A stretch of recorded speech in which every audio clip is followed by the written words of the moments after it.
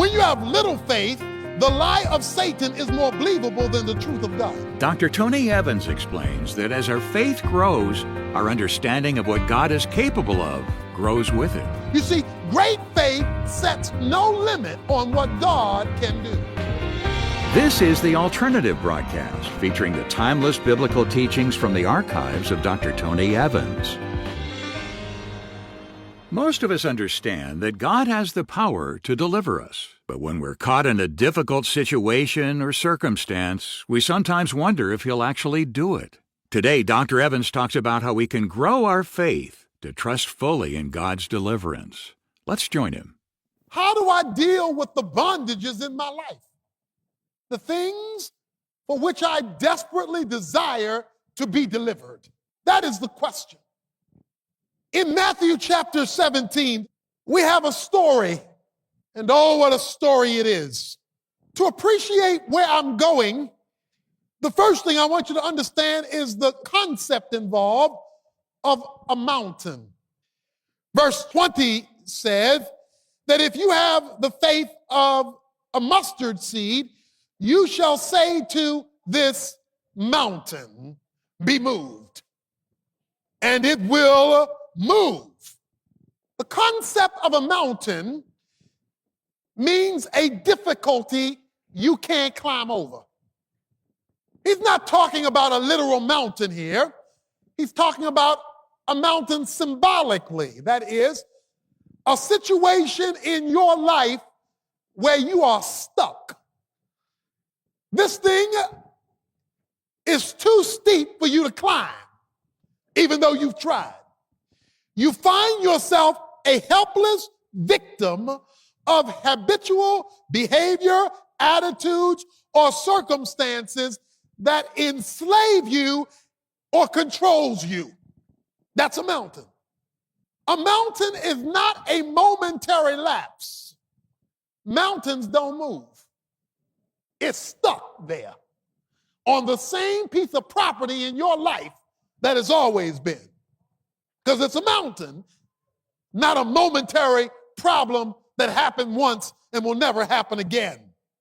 You've used willpower, the power of positive thinking. You prayed about it.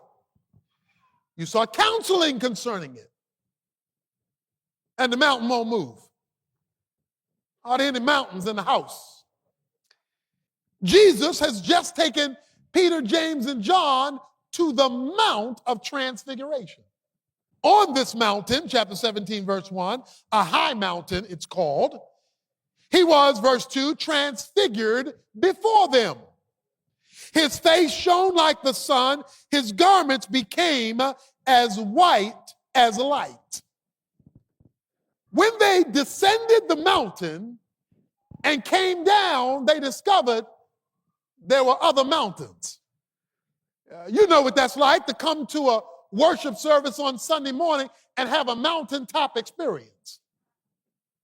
Only to leave church and hit the valley of despair because you run into mountains you can't handle. Paul the apostle had a point in his life where he struggled with a mountain. He does not say what the mountain was, but he does describe the struggle. He says in verse 18 of Romans 7, for I know that nothing good dwells in me, that is in my flesh, for the wishing is present in me, but the doing of the good is not. Do I have a witness?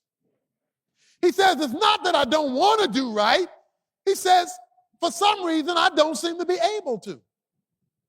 He goes on and he says, for the good that I wish, my motives are good, I do not do. In fact, I practice the very thing that I do not wish. Is there anybody here who does things they don't want to do, use words they don't want to use? Well, the good news, the bad news is that's the mountain. The good news is Paul's a witness. He's been there. Verse 23, I have two different things working in me. I have a different law in the members of my body, waging war against the law of my mind. I got this conflict. That's a mountain. A mountain is being locked in to a situation that you don't want to be in. Now, if you're locked in it because you want to be in it, that's rebellion. But I'm talking about a situation you know is wrong, don't want to be a part of it, but don't seem to be able to shake it or be delivered from it. That's a mountain. That's a stronghold, and it is to you I speak today.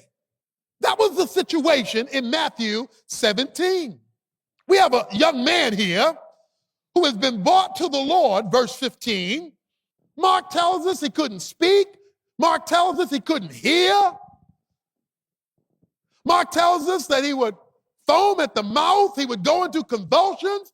He would have epileptic fits. And let me tell you, proof positive when you know you got a mountain. You've got a mountain, one, when you want to get rid of it but can't. Verse 16. And I brought him to your disciples, and they could not cure him. Even folk can't help you. It's a mountain when you go to the folk who's supposed to be able to help you, and they can't help you. The folk who had all God all over them couldn't help me either. That's a mountain. A mountain is when you've tried everything you've had. You've gone to every 12-step program in the city, tried the psychic line, you read the horoscope, you've called on the pastoral staff, you've tried the righteous and the unrighteous, and nothing works. That's a mountain. Secondly, the confusion about mountains. Part of the problem was that they were looking at the external activity of the boy to determine the diagnosis of the problem. Watch it. Anybody throwing himself in the fire, they had fires all over Israel, out in the open, and he'd just see a fire and go dive into it. He'd find a puddle of water and jump into it. Anytime you do that, you're going to have scars. If you jump in the fire, you're going to have burns on your body. So he's been scarred up from his mountain. Anybody got any scars from your mountain? Scars, because you've been cut up by the situations you are in. But from the text, we discover that the things he was doing on the outside was because of a spiritual problem he had on the inside. This boy was demon possessed. Jesus, in a moment, is going to have to cast out the demon. We'll see that in a moment. He's going to have to, verse 18, rebuke him, and the demon is going to come out. Now, watch this. His external activity was due to an internal problem. And my point about your mountain is simply this. If we're going to move the visible mountain of your fruit, we're going to have to get down to the invisible mountain of your root. Many of us have been trying to chop down mountains that are seen without addressing underground what is not seen. And if you try to fix a big mountain that you see and don't know that underneath the ground is the foundation of that mountain, then what you're doing is messing with the fruit when your problem's at the root. They were confused about the diagnosis. The disciples were confused.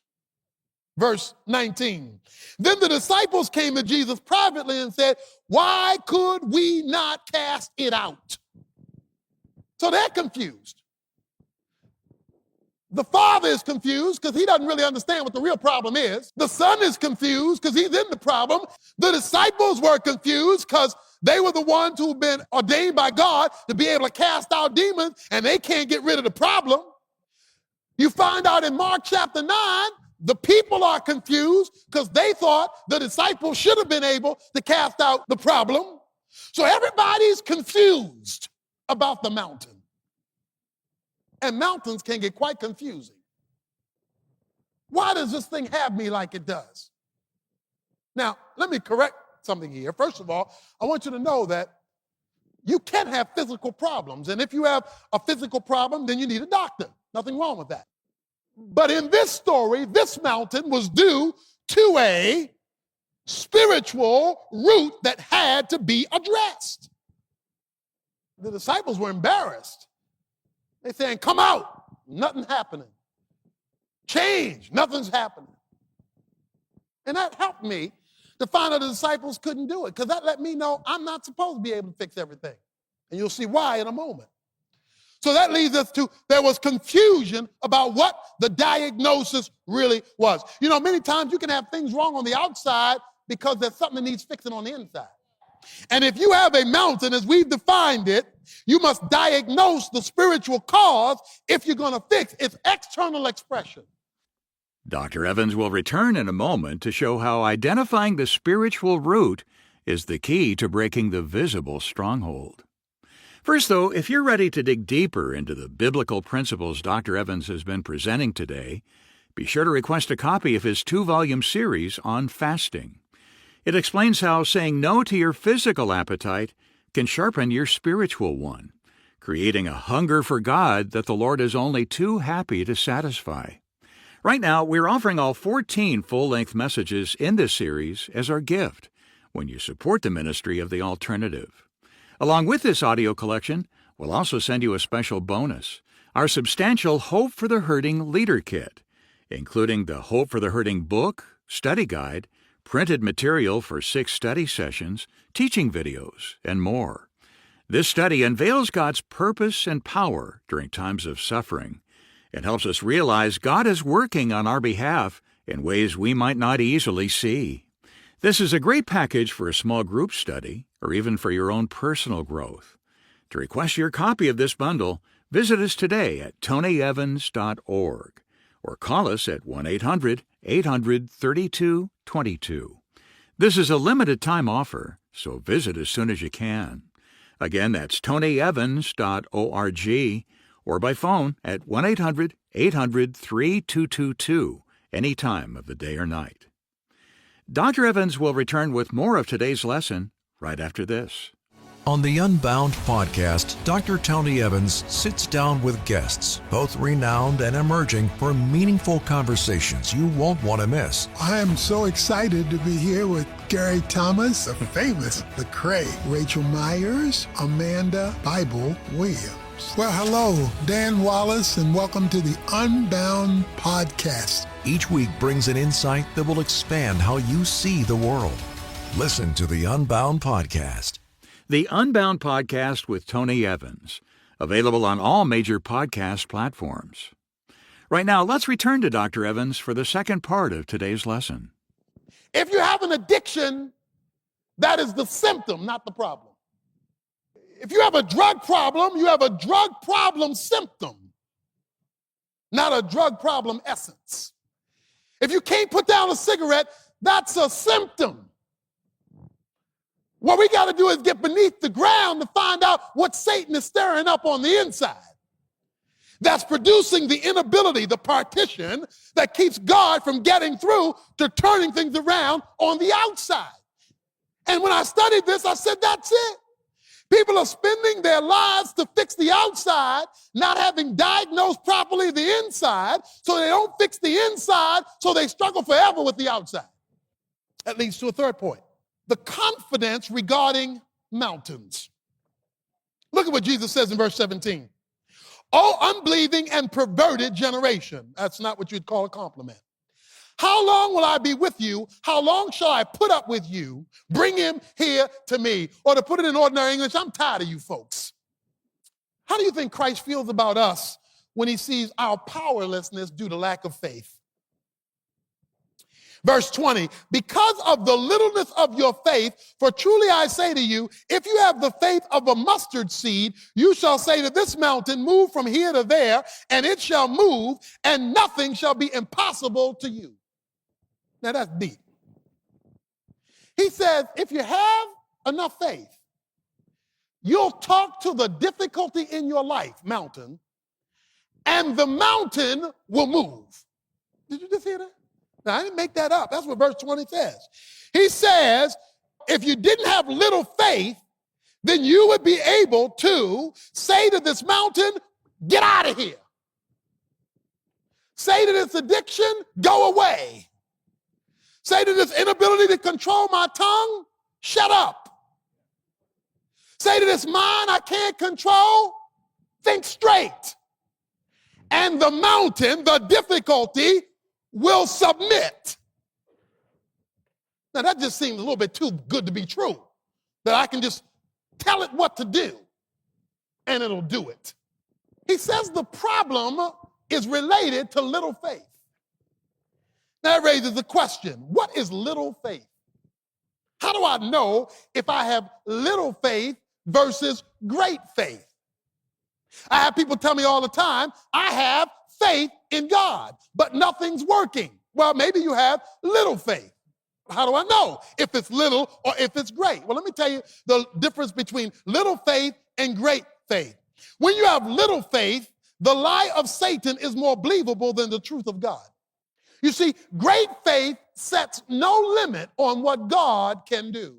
Little faith is the kind of faith you have when you put enough other things in place so that if God doesn't come through, you're going to be okay anyway.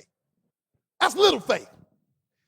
Little faith means, God, I need you and I trust you, but if you mess up, I just want you to know I'm still covered. I have gotten enough other things situated that if you don't supply it, I'm still going to be okay. So I'm going to trust you, but I don't really need you. But it's nice to have you. You know what great faith is?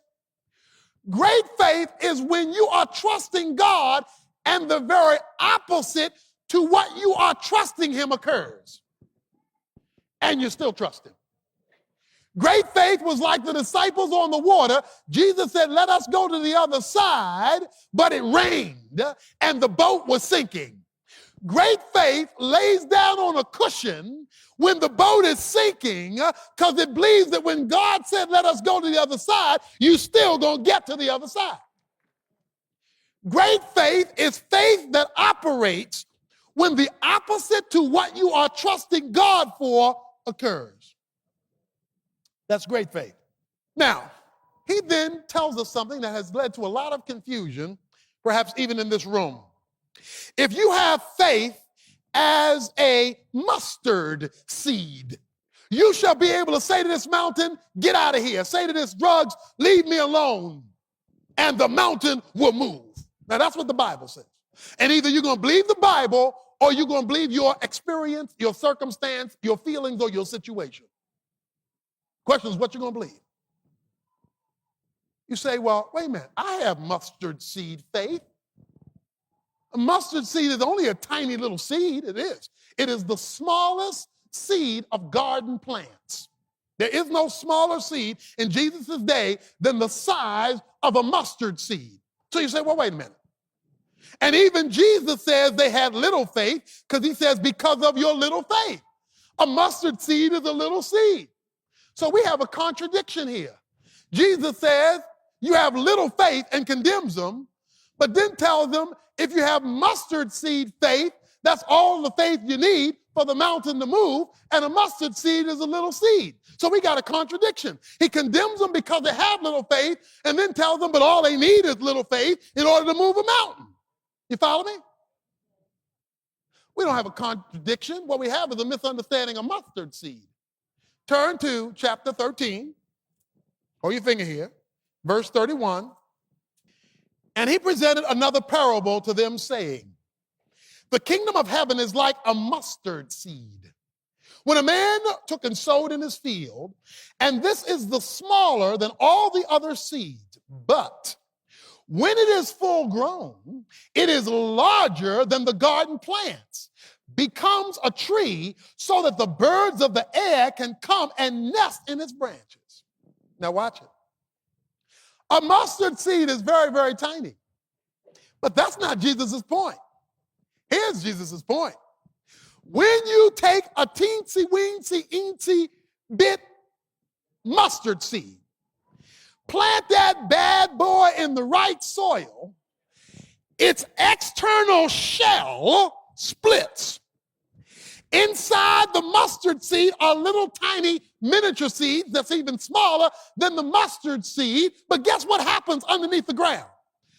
When the external breaks and opens up, the internal expresses itself. And what was held hostage on the inside by the hard shell on the outside is now free to express itself. And when this little itsy bitsy teeny weeny mustard seed sheds its external shell and begins to do its internal thing, that know-nothing seed becomes a 15-foot plant bigger than all the other plants in the garden, although it started as the smallest seed in the garden. And not only does it get bigger than all the other plants in the garden, other birds can come and sit down and rest on it because it's so strong now. He does not mean that you have to have tiny faith.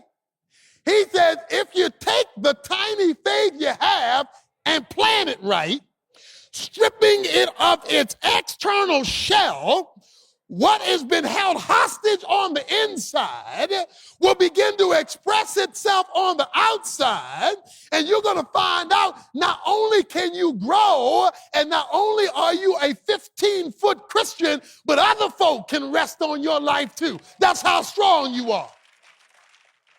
So guess what? That mountain in your life, is because the shell on the outside is controlling the life on the inside. So what you got to do is split the shell so that the life on the inside can express itself.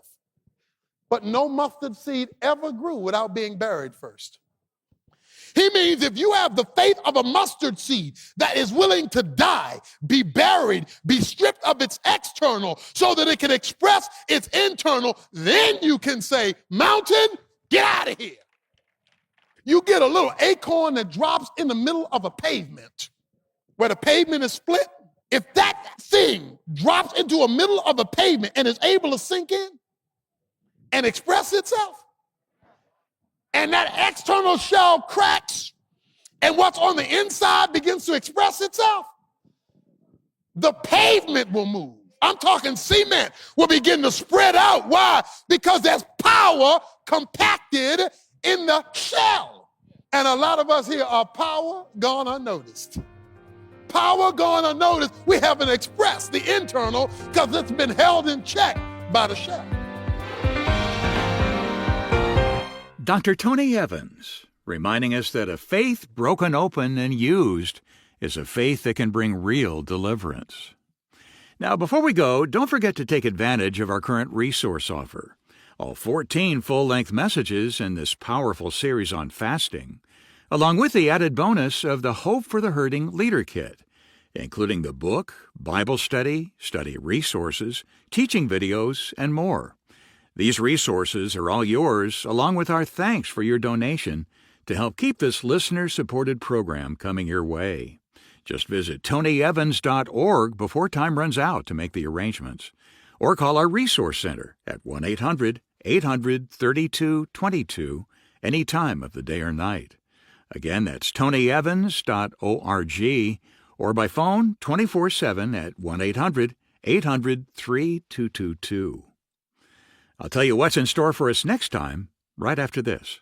What if Jesus had spent the night before his crucifixion in the park down the street from your house?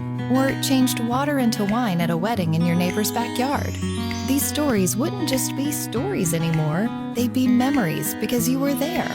Tony Evans wants you to have that kind of experience every time you read Scripture.